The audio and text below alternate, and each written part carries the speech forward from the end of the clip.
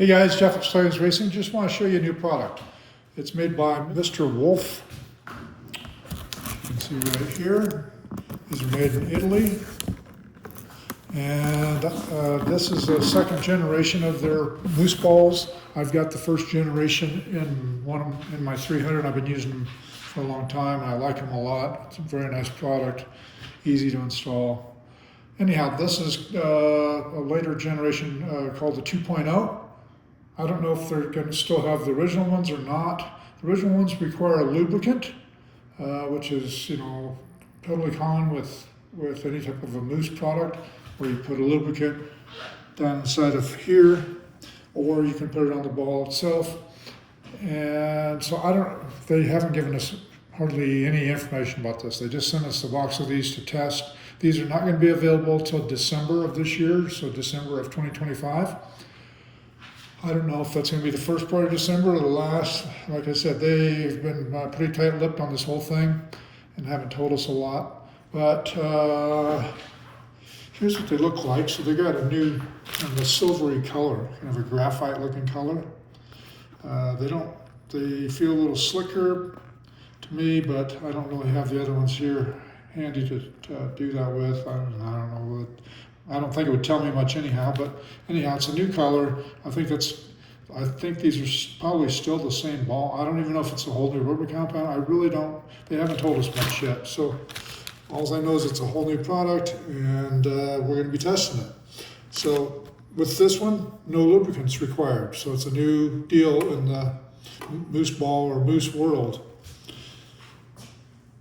So you just put them in, as you can see right over here. We got a couple stuck in the tire, and they've got an arrow on them right here somewhere.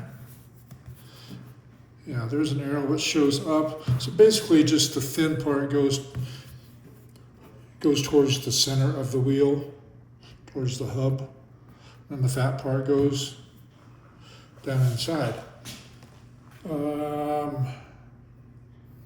And then you can change the feel, just like with the other ones. You can change the pressure feel, so you can make it feel like it's got whatever, 4 pounds or 10 pounds or whatever you want it to feel like by how many you put in there. And I'm sure that will give us some type of a chart to tell about that. But at this point, we're kind of just operating blind on this. But typically, if you want more compliance, if you want, to make it like for hard enduro guys that want them really mushy, they want the tire really squishy, well then you're going to leave out 1 or 2 of them. If you want a firmer feel, you're going to put all of them in there. All that will fit in there easily. I would never really cram them in there. That's going to make a tire that's got very poor traction. And then you can see on the side of the box here, these, like I said, these are called the Lunar 2.0. You can see that they're claiming more traction, more shock absorption, and that the product is lighter. So we'll find out. So if you have any questions about it, you can always put comments below the video here, and I'll respond to them as quickly as I can. Obviously, if I'm out trail riding, it might be a day or 2, but I always respond if you have a reasonable question, as long as you're not cussing or saying something racist or whatever like that.